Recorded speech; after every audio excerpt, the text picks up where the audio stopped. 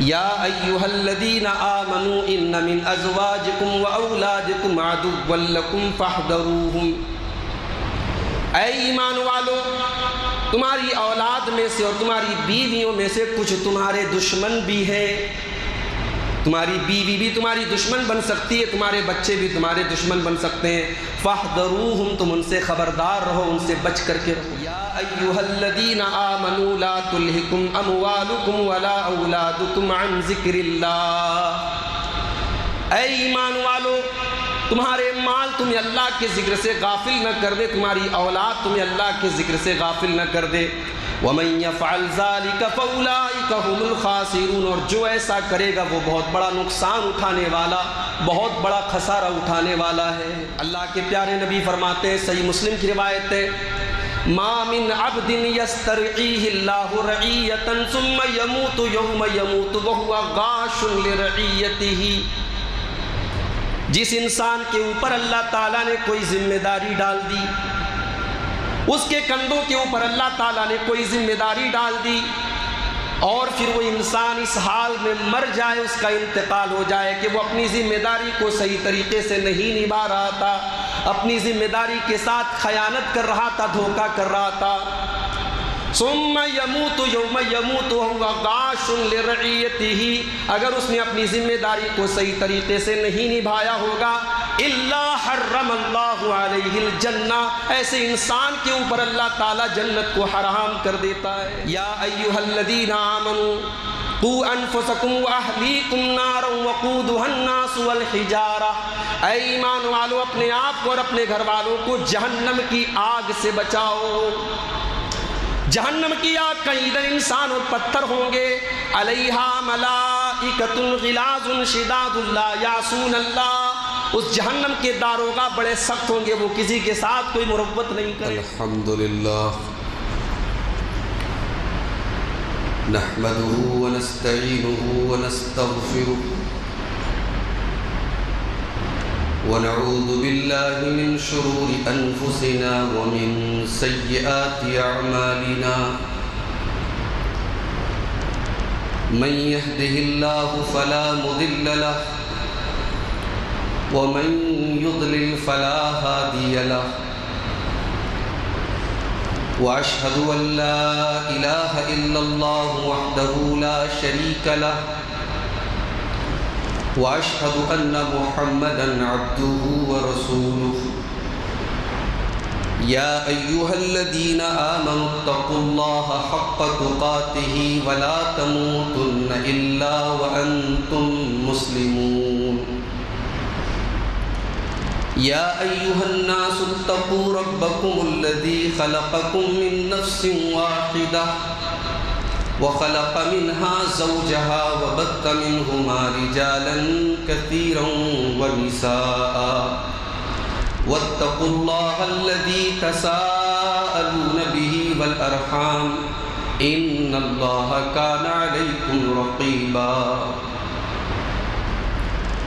يا أيها الذين آمنوا اتقوا الله وقولوا قولا سديدا يصلح لكم أعمالكم ويغفر لكم ذنوبكم ومن يطع الله ورسوله فقد فاز فوزا عظيما۔ أما بعد فإن خير الحديث كتاب الله وخير الهدي هدي محمد صلى الله عليه وسلم، وشر الأمور محدثاتها وكل محدثة بدعة وكل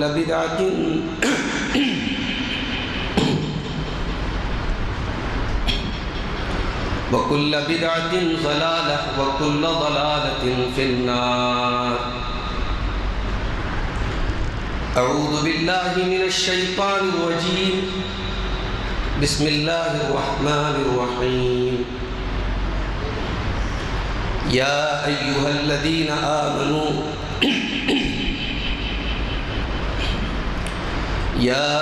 الذين آمنوا إن من أزواجكم وأولادكم عدوا لكم فاحذروهم وإن تعفوا وتصفحوا وتغفروا فإن الله غفور رحيم۔ انما اموالکم واولادکم فتنہ واللہ عندہ اجر عظیم۔ محترم حاضرین جمعہ، اسلامی بھائیوں، ماں اور بہنوں، اللہ تعالیٰ کی عظیم نعمتوں میں سے ایک نعمت اولاد بھی۔ اولاد یہ وہ نعمت ہے جس کا احساس اسی کو ہو سکتا ہے جس کے پاس یہ نعمت نہ ہو۔ دنیا کی زندگی کی خوبصورتی، دنیا کی زندگی کا اٹریکشن مال اور اولاد ہے۔ سورہ کہف میں اللہ تعالیٰ نے فرمایا المال والبنون زینۃ الحیات الدنیا، مال اور اولاد یہ دنیا کی زندگی کی زینت ہے۔ اللہ نے دنیا کو سجایا ہے مال اور اولاد سے۔ مال اور اولاد کو اگر دنیا سے نکال دیا جائے، دنیا کا رنگ نکل جائے گا، دنیا کی زندگی سے بیل بوٹے، اس کے ڈیزائنز نکل جائیں گے، دنیا سادی ہو جائے گی، دنیا بے رنگ ہو جائے گی۔ تو اولاد بہت بڑی نعمت ہے اللہ تعالیٰ۔ اسی لیے اللہ نے قرآن کے 14ویں پارے میں فرمایا وَاللَّهُ جَعَلَ لَكُم مِّنْ أَنفُسِكُمْ أَزْوَاجًا وَجَعَلَ لَكُم مِّنْ أَزْوَاجِكُمْ بَنِينَ وَحَفَدَةً، اللہ نے تمہارے لیے تمہاری بیویوں کو بنایا اور پھر بیویوں سے تمہیں اولاد اور پوتے پوتیاں دیے، یعنی تمہارے بیٹے دیے پھر بیٹوں کے بیٹے ہوئے، بیٹی دی پھر بیٹی کے بیٹے اور بیٹیاں ہوئے، پوتے اور نواسے۔ تو اللہ نے بطور احسان اس کو ذکر کیا۔ اسی طریقے سے سورہ رعد میں اللہ نے فرمایا وَلَقَدْ أَرْسَلْنَا رُسُلًا مِّن قَبْلِكَ وَجَعَلْنَا لَهُمْ أَزْوَاجًا وَذُرِّيَّةً، اے نبی ہم نے آپ سے پہلے بہت سارے رسولوں کو، بہت سارے نبیوں کو بھیجا اور ہم نے ان کی بیویاں بنائی، ہم نے ان کی اولاد بنائی۔ یعنی اللہ کے پیغمبروں نے شادیاں کی، ان کی بیویاں تھیں، ان کے بچے تھے۔ تو اولاد کا ہونا یہ بہت بڑی نعمت ہے میرے بھائی، لیکن اولاد بہت بڑی نعمت بھی ہے اور بہت بڑی آزمائش بھی ہے۔ والدین کے کندھے پر بہت بڑی ذمہ داری بھی ہے۔ اولاد کی صحیح تربیت آپ کو جنت میں لے کے جا سکتی ہے، اور اولاد کی تربیت اور حقوق سے لاپرواہی والدین کے جہنم میں جانے کا سبب بھی بن سکتی ہے۔ میں نے جو آیت کریمہ پڑھی آپ کے سامنے خطبہ مسنونہ کے بعد، یہ قرآن مجید کے 28ویں پارے کی آیت ہے، سورہ تغابن کی آیت ہے۔ اس آیت میں اللہ نے ایک عجیب بات فرمائی یا ایھا الذین آمنوا ان من ازواجکم واولادکم عدوا لکم فاحذروہم، اے ایمان والو تمہاری اولاد میں سے اور تمہاری بیویوں میں سے کچھ تمہارے دشمن بھی ہیں۔ تمہاری بیوی بھی تمہاری دشمن بن سکتی ہے، تمہارے بچے بھی تمہارے دشمن بن سکتے ہیں۔ فاحذروہم، تم ان سے خبردار رہو، ان سے بچ کر کے رہو۔ یہ عجیب بات نہیں ہے؟ انسان کی بیوی اس کی دشمن کیسے بن سکتی ہے؟ انسان کی اولاد اس کی دشمن کیسے بن سکتی ہے؟ اس آیت کی تفسیر میں علامہ ابن کثیر نے لکھا ہے کہ مال اور اولاد یہ اگر انسان کو اللہ سے دور کر دے، اللہ کے ذکر سے دور کر دے، اولاد کے چکر میں پڑ کر کے اگر انسان اللہ سے دور ہو جائے تو یہ اولاد دشمن ہے۔ اگر بیوی کی محبت میں غالب آ کر انسان کوئی ایسا کام کرے جو اللہ کو ناراض کر رہا ہے تو بیوی دشمنی نبھا رہی ہے آپ کے ساتھ۔ اور علامہ ابن کثیر نے اس بات کی دلیل کے طور پر سورہ منافقون کی اس آیت کو پڑھا، پیش کیا، جو آپ جمعہ کی نماز میں بھی سنتے ہیں یا ایھا الذین آمنوا لا تلہکم اموالکم ولا اولادکم عن ذکر اللہ، اے ایمان والو تمہارے مال تمہیں اللہ کے ذکر سے غافل نہ کر دے، تمہاری اولاد تمہیں اللہ کے ذکر سے غافل نہ کر دے۔ وَمَن يَفْعَلْ ذَلِكَ فَأُولَٰئِكَ هُمُ الْخَاسِرُونَ، اور جو ایسا کرے گا وہ بہت بڑا نقصان اٹھانے والا، بہت بڑا خسارہ اٹھانے والا ہے۔ تو اللہ کہہ رہا ہے کہ اپنی اولاد اور اپنی بیویوں میں سے جو تمہارے دشمن ہیں ان سے بچو۔ اس کا مطلب کہ اولاد دشمن بھی ہو سکتی ہے، بیوی دشمن بھی ہو سکتی ہے۔ اگر بیوی کی وجہ سے آپ اللہ کی مخالفت کر رہے ہیں، اولاد کی وجہ سے اگر آپ شریعت کی مخالفت کر رہے ہیں، تو مال اور بیوی اور بچے بھی آپ کے لیے دشمن ہیں۔ اور اسی کے جسٹ اگلی آیت میں اللہ نے فرمایا انما اموالکم واولادکم فتنہ، تمہارا مال اور تمہاری اولاد بہت بڑا فتنہ ہے، بہت بڑی آزمائش ہے۔ مال کے بغیر کام بھی نہیں چلے گا، نہ دین کا کام چلے گا نہ دنیا کا کام چلے گا۔ مال بہت بڑی ضرورت بھی ہے، لیکن مال فتنہ بھی ہے۔ مال آتا ہے تو اپنے ساتھ بہت سارے فتنے لے کے آتا ہے، اور اولاد انسان کے کلیجے کا ٹکڑا ہوتی ہے، انسان کے روح کا قرار ہوتی ہے، انسان کی آنکھوں کی ٹھنڈک ہوتی ہے، مگر اولاد بہت بڑا فتنہ بھی ہوتی ہے۔ میرے بھائیوں، آج ہم میں سے جتنے لوگ صاحب اولاد ہیں، اللہ کے رسول کی ایک حدیث سنانے جا رہا ہوں، ذرا دل اور دماغ کے دروازے کھول کر کے سنیے گا۔ اولاد بہت بڑی ذمہ داری ہے ہمارے اور آپ کے کندھوں کے۔ اللہ کے پیارے نبی فرماتے ہیں، صحیح مسلم کی روایت ہے، ما من عبد یسترعیہ اللہ رعیۃ ثم یموت یوم یموت وہو غاش لرعیتہ، جس انسان کے اوپر اللہ تعالیٰ نے کوئی ذمہ داری ڈال دی، اس کے کندھوں کے اوپر اللہ تعالیٰ نے کوئی ذمہ داری ڈال دی، اور پھر وہ انسان اس حال میں مر جائے، اس کا انتقال ہو جائے کہ وہ اپنی ذمہ داری کو صحیح طریقے سے نہیں نبھا رہا تھا، اپنی ذمہ داری کے ساتھ خیانت کر رہا تھا، دھوکہ کر رہا تھا، ثم یموت یوم یموت وہو غاش لرعیتہ، اگر اس نے اپنی ذمہ داری کو صحیح طریقے سے نہیں نبھایا ہوگا، الا حرم اللہ علیہ الجنہ، ایسے انسان کے اوپر اللہ تعالیٰ جنت کو حرام کر دیتا ہے۔ یہ نہیں کہا کہ جنت میں نہیں ڈالے، جنت حرام ہے اس باپ کے لیے جس نے باپ کا فرض ادا نہیں کیا، جنت حرام ہے اس ماں کے لیے جس نے ماں کا حق ادا نہیں کیا۔ ماں کے قدموں کے نیچے جنت ہے، بہت سنا ہے آپ نے۔ باپ جنت کا دروازہ ہے، بہت سنا ہے آپ نے۔ آج یہ حدیث بھی آپ سن لیجیے، باپ نے باپ کا حق ادا نہیں کیا تو جنت حرام ہے اس کے اوپر۔ ماں نے ماں ہونے کی ذمہ داری نہیں نبھائی تو جنت حرام ہے اس کے اوپر۔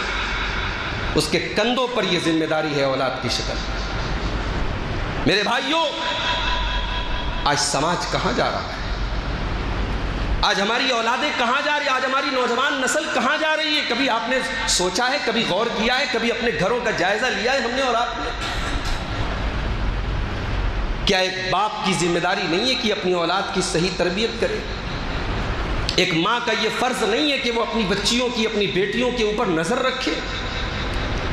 آج ہمارے ماحول میں، ہمارے معاشرے میں وہ چیزیں ہو رہی ہیں جو ہم نے پہلے، ہم میٹرو سٹیز کے بارے میں سنتے تھے، بڑے بڑے شہروں کے بارے میں سنتے تھے، ہم سوچتے تھے یار ابھی ہمارا شہر ان سب چیزوں سے محفوظ ہے۔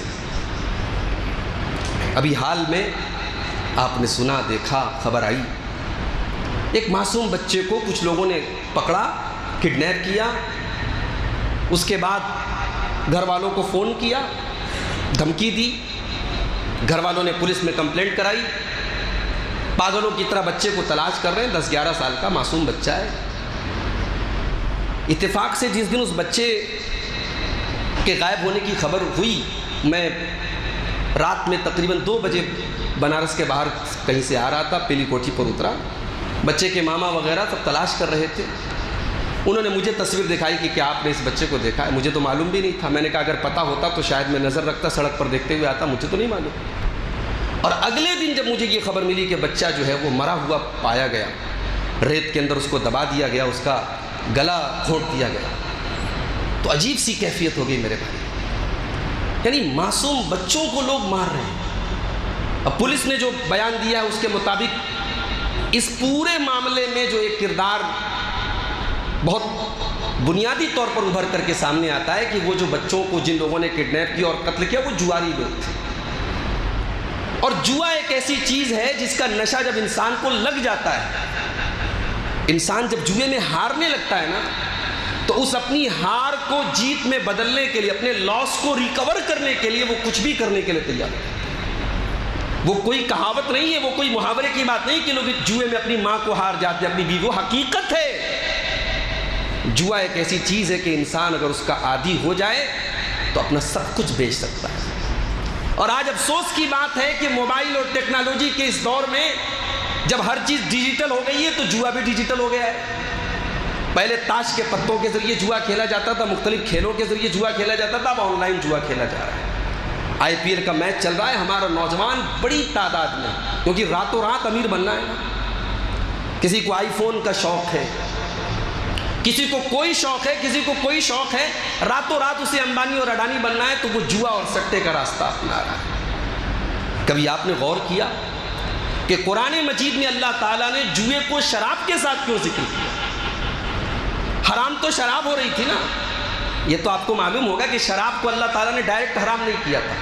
شراب کو 3 اسٹیپ میں حرام کیا گیا، کیونکہ جب کوئی چیز سماج کے اندر رائج ہو جائے تو اسے اچانک سے ختم کرنا بہت مشکل ہوتا ہے.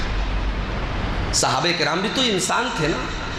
اللہ نے ڈائریکٹ شراب حرام نہیں کر دی، کیونکہ شراب ان کی گھٹیوں میں پڑی تھی، ہمیشہ سے پیتے چلے آ رہے تھے. شراب پر ان کے یہاں ان کے لٹریچر کا ایک بڑا حصہ، ان کی شاعری میں شراب کے لیے عربی میں 50 الفاظ موجود ہیں. شراب ان کے کلچر کا ایک حصہ تھا. اور جب برائی کلچر بن جائے، جیسے ہمارے یہاں شادی بیاہ کی بہت سارے رسم و رواج ہم لوگ تقریر کرتے رہتے ہیں، نہیں ختم ہوتے، کیونکہ ہمارے کلچر کا ایک حصہ بن گیا ہے. اور کلچر کو توڑنے کی بڑی ہمت کی ضرورت ہے. تو اللہ تعالیٰ نے شراب کو 3 اسٹیپ میں حرام کیا. پہلے آیت نازل ہوئی سورہ بقرہ کی، یسألونک عن الخمر والمیسر قل فیہما اسم کبیر. اے نبی، لوگ آپ سے شراب اور جوئے کے بارے میں پوچھتے ہیں، کہہ دیجئے کہ اس کے اندر گناہ ہے، کچھ فائدہ ہے لیکن گناہ زیادہ ہے. کچھ فائدہ ہے. یہ فائدہ کیوں بتایا گیا بھائی؟ شراب سے کیا فائدہ ہے؟ شراب پینے والوں سے پوچھیے، آپ وہ فائدے گنا دیں گے آپ. جوا میں جو لاکھوں جیت جائے اس سے فائدہ پوچھیے، اس نے وہ کہتا بھی میں نے 10 لاکھ کمائے. تو بظاہر فائدہ ہے. اسلام کا ایک رول ہے، ایک اصول ہے شریعت کا. اسلام میں جتنی چیزیں حرام ہیں ضروری نہیں کہ 100% وہ ہمارے لیے نقصان دہ ہیں. اسلامی شریعت کا فلسفہ یہ ہے کہ جو چیز زیادہ تر ہمارے لیے حرام ہے، جس کا میجر حصہ، زیادہ تر حصہ ہمارے لیے نقصان دہ ہے، وہ حرام ہے. ورنہ دنیا میں کوئی ایسی چیز نہیں جس کا کچھ نہ کوئی فائدہ نہ ہو. تو اللہ نے کہا کہ شراب اور جوئے میں کچھ نقصان، کچھ فائدہ ہے لیکن گناہ زیادہ ہے. اس کے بعد دوسری آیت نازل ہوئی سورہ نساء کی، یا ایھا الذین آمنوا لا تقربوا الصلاۃ وانتم سکارا. اے ایمان والو، نشے کی حالت میں تم نماز کے قریب نہ جانا. پھر تیسری آیت نازل ہوئی سورہ مائدہ کی، یا ایھا الذین آمنوا انما الخمر والمیسر والانصاب والازلام رجس من عمل الشیطان. اے ایمان والو، شراب، جوا اور قسمت کا حال معلوم کرنے کے لیے جو پانسے پھینکے جاتے ہیں، جو تیر پھینکے جاتے ہیں، والانصاب، اور وہ غیر اللہ کے آستانے جن پر غیر اللہ کے نام پر عبادت کی جاتی ہے، یہ چاروں چیزیں، شراب اور جوا اور شرک کے آستانے اور پانسے کے تیر، رجس من عمل الشیطان، یہ سب کے سب گندے کام ہیں، شیطان کے کام ہیں، تم ان سے بچو. سوال یہ ہے کہ شراب کے ساتھ جوئے کا ذکر کیوں کیا گیا؟ شراب کے ساتھ پانسے کے تیر کا ذکر کیوں کیا گیا؟ اور شراب کے ساتھ شرک کا ذکر کیوں کیا گیا؟ غور کرنے سے معلوم ہوتا ہے کہ نشہ صرف شراب کا نہیں ہوتا ہے، نشہ جوئے کا بھی ہوتا ہے. اور جوئے کا نشہ شراب سے زیادہ خطرناک ہوتا ہے. شراب کا نشہ ایک ایسا ہے کہ انسان اس کا عادی ہو گیا تو وہ شراب کا انتظام ڈھونڈے گا، تلاش کرے گا. لیکن جوئے کا جو نشہ ہے، اس میں جب انسان ہارتا ہے تو پھر اس ہار کو جیت میں بدلنے کے لیے کچھ بھی کرنے کو تیار ہے. اسی طریقے سے جس انسان کا عقیدہ گڑبڑ ہو جائے، جو توہمات کا شکار ہو جائے، جو قسمت کا حال معلوم کرنے کے چکر میں پڑ جائے، وہ کبھی کسی کو ہاتھ دکھاتا ہے، کبھی کسی سے اپنے پیدائش کی تاریخ بتا کر کے قسمت کا حال معلوم کرتا ہے، دنیا بھر کے وہ کرتوت کرتا ہے. اور شرک شرک کرنے والا بھی جو ہے نا جب اللہ کے در کو چھوڑتا ہے تو وہ کس کس کے در پہ جائے گا؟ کبھی کتے، کبھی بلی، کبھی گدھے، کبھی گھوڑے، کبھی پاگل، وہ کس کے در پہ جائے گا اس کا کوئی ٹھکانہ نہیں۔ تو شراب کے ساتھ ساتھ جوئے کا ذکر کیا۔ آج ایک بڑی تعداد ہمارے نوجوانوں کی جوا کھیل رہے، باپ کو معلوم ہے، باپ تک خبر پہنچ رہی ہے، مگر مسئلہ یہ ہے کہ آج ہمیں اپنے گھروں کی گندگی نظر نہیں آتی، ہمیں دوسروں کی بڑی فکر ہے۔ صاحب دوسروں کی بیٹی کیا کر رہی ہے، دوسروں کے بیٹے کیا کر رہے ہیں، بھائی تیرا بیٹا کیا کر رہا ہے، تیری بیٹی کیا کر رہی ہے۔ اللہ نے قرآن میں پہلے اپنے آپ کو اور اپنے اہل و عیال کو جہنم کی آگ سے بچانے کو، یا ایھا الذین آمنوا قوا انفسکم واہلیکم نارا وقودھا الناس والحجارہ، اے ایمان والو اپنے آپ کو اور اپنے گھر والوں کو جہنم کی آگ سے بچاؤ۔ جہنم کی آگ کا ایندھن انسان اور پتھر ہوں گے، علیہا ملائکۃ غلاظ شداد لا یعصون اللہ، اس جہنم کے داروغہ بڑے سخت ہوں گے، وہ کسی کے ساتھ کوئی مروت نہیں کریں گے۔ اللہ نے اپنے آپ کو اور اپنی فیملی کو، اپنے پریوار کو جہنم کی آگ سے بچانے کا حکم دیا ہے۔ ہم سب اس آیت کریمہ پر غور کریں اور ہم سوچیں کہ ہم اپنے آپ کو اور اپنے گھر والوں کو جہنم کی آگ سے بچانے کے لیے کیا کر رہے ہیں۔ بچوں کی تعلیم کا مسئلہ ہے، آج جنہیں اللہ نے نوازا ہے اسٹینڈرڈ اسکولوں میں اپنے بچوں کو بھیجتے ہیں، بڑی اچھی بات ہے، کوئی حرج کی بات نہیں ہے، اعلیٰ تعلیم دلائیں، بچوں کو بھی دلائیں، بچیوں کو بھی دلائیں۔ یہ بھی یاد رکھیں ہمارے یہاں مسئلہ یہ بھی ہے کہ لڑکیوں کی تعلیم پر بڑا زور دیا جا رہا ہے، غریب گھروں کی لڑکیاں بھی الحمدللہ آج انٹر پاس کر رہی ہیں، بہت اچھی بات ہے۔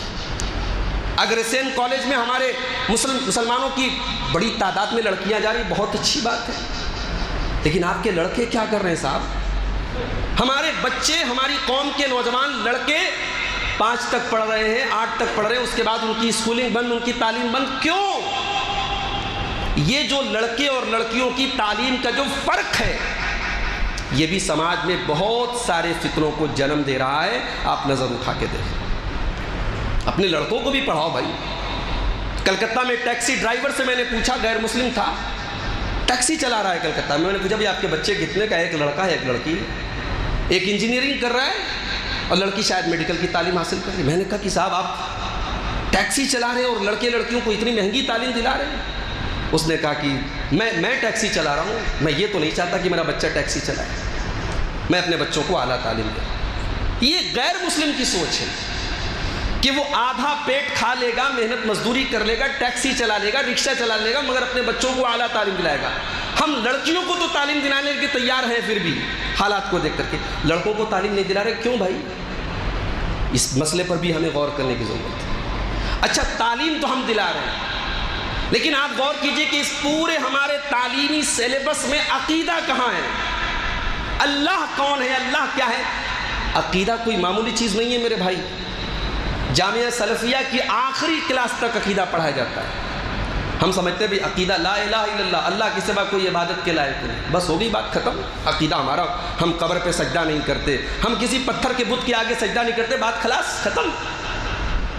عقیدہ اتنا ہی نہیں ہے میرے بھائی، عقیدہ اپنے آپ کے ساتھ ساتھ بہت ساری چیزیں ہمیں سکھاتا ہے۔ اگر انسان کا عقیدہ مضبوط ہو تو اس کے عقیدے کا اثر اس کی لائف اسٹائل پر پڑتا ہے، اس کے کردار پر پڑتا ہے۔ اور عقیدہ اگر انسان کا صحیح نہ ہو تو زبان سے لا الہ الا اللہ کہہ کر بھی وہ شرکی عمل کرتا ہے۔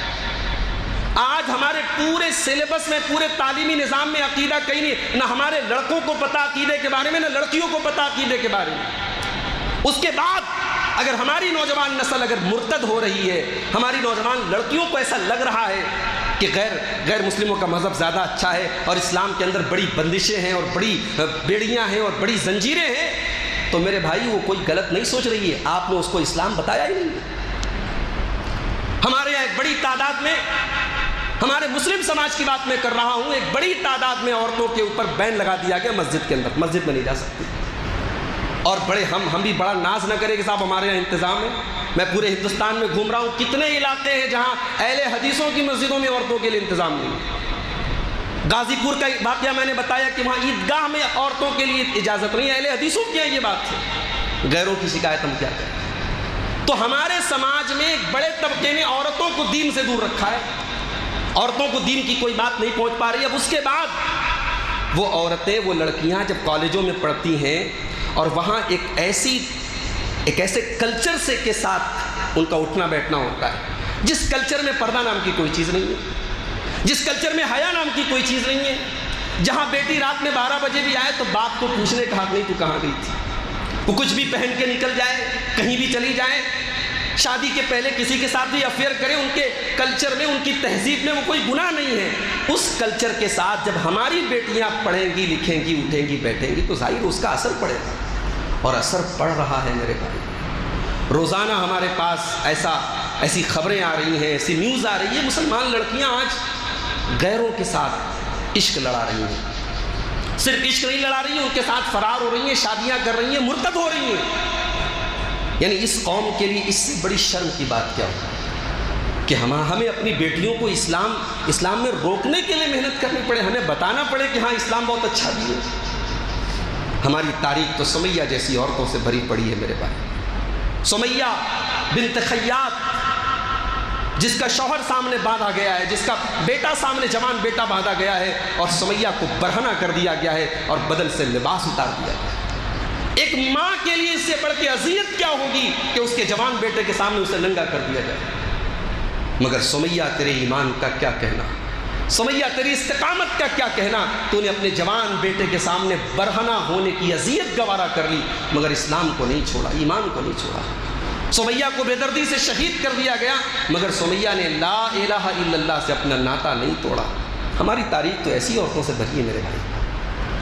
ہماری تاریخ تو حضرت اسماء بنت ابی بکر جیسی عورتوں سے بھری ہے کہ بیٹا جب شہید ہونے کے پہلے ماں کے پاس آتا ہے ماں سے ملاقات کرنے، تو ماں کہتی ہے کہ جا، میں چاہتی ہوں کہ میں ایک شہید کی ماں کہلاؤں. ماں کے ماتھے پر کوئی شکن نہیں ہے، بیٹے کی شہادت پر ماں کے چہرے پر کوئی شکن نہیں. ہم نے تاریخ میں ایسی عورتوں کو دیکھا ہے، اور آج اس ملک میں ہم اس دوراہے پر پہنچ گئے کہ ہمیں جو ہے تحریک چلانی پڑے اپنی بیٹیوں کو کسی قسم کے ٹریپ سے بچانے کے لیے، کسی قسم کے جال سے بچانے کے لیے. اپنے بچوں کی تربیت پر توجہ دو میرے بھائی، اپنی بچیوں کی تربیت پر توجہ دو میری ماں اور بہنوں. اپنی بیٹیوں پر نظر رکھو. بیٹی کے پاس اچانک سے نیا موبائل کہاں سے آ گیا؟ بیٹے کے پاس 10,000 سے اچانک 1 لاکھ کا موبائل کہاں سے آ گیا؟ کیا باپ کی ذمہ داری نہیں کہ بچے سے سوال کرے؟ کیا باپ کو صرف اسی سے مطلب ہے بیٹا کما کے لا رہا ہے، مشین چلا رہا ہے، کاروبار کر رہا ہے، ہمارا گھر بار بن رہا ہے، بس اتنا کافی ہے؟ نہیں. اپنے بچوں کی تربیت بھی ہماری ایک ذمہ داری ہے میرے بھائی. حضرت مریم کی پرورش کر رہے تھے ان کے خالو حضرت زکریا علیہ السلام. مریم کہاں رہتی تھی؟ مسجد کے اندر رہتی تھی، محراب کے اندر رہتی تھی. اب مریم کی عمر کتنی تھی قرآن نے نہیں بتائی، لیکن مریم بات چیت کر رہی، اس کا مطلب کہ سمجھدار ہو چکی تھی. مان لیجئے 10 سال کی رہی ہوں گی، 12 سال کی رہی ہوں گی. کلما دخل علیہا زکریا المحراب وجد عندها رزقا قال یا مریم انا لک ھذا قالت هو من عند اللہ ان اللہ یرزق من یشاء بغیر حساب. زکریا جب آتے تھے مریم کے پاس رزق پاتے تھے، بغیر موسم کا پھل پاتے تھے. زکریا سوال کرتے تھے کہ اے مریم تیرے پاس یہ پھل کہاں سے آیا؟ مریم کہتی تھی کہ یہ اللہ کے پاس سے آیا. بے شک اللہ جس کو چاہتا ہے بغیر حساب رزق دیتا ہے. تو زکریا نے پوچھا کہ اے مریم تیرے پاس یہ پھل کہاں سے آیا؟ اس کا مطلب یہ نہیں کہ زکریا کو مریم پر بھروسہ نہیں تھا. بہت سارے لوگ یہ ترک بھی دیتے ہیں کہ کیا ہمیں اپنے بچوں پر بھروسہ نہیں ہے؟ بھروسے کا مطلب یہ نہیں ہے کہ آپ آنکھیں موند لیں.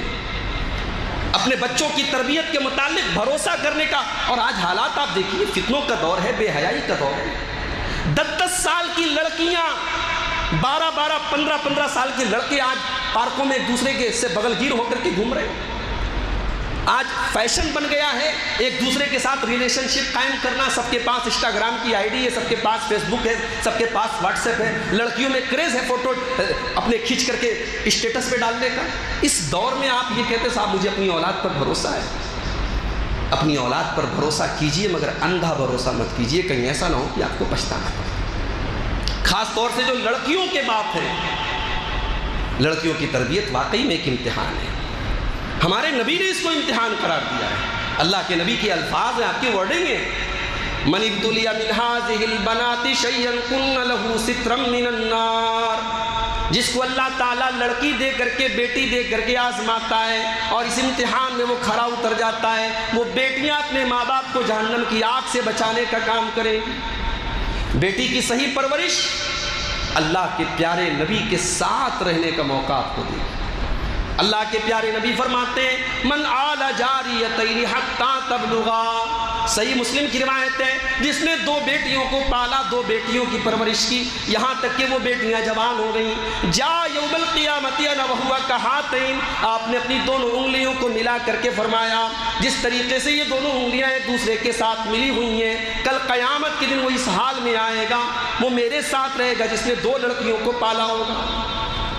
امتحان تو ہے، لڑکی کو پالنا بھی ہے، پڑھانا بھی ہے، زمانے کی گندی نظروں سے بچانا بھی ہے، زمانے کی فتنوں سے بچانا بھی ہے، اور پھر جب جوان ہو جائے تو سینے پر پتھر رکھ کر کے ودا بھی کرنا ہے. امتحان تو ہے. اس امتحان میں آپ کو کھرے اترنا ہے تو جنت ملے گی، اور اس امتحان میں اگر آپ فیل ہو گئے تو یہ جہنم میں بھی لے کے جا سکتا ہے آپ. یہ مسئلہ. اس لیے بیٹیوں کی تربیت کے معاملے میں بڑے حساس اور سینسیٹیو بنے میرے بھائی.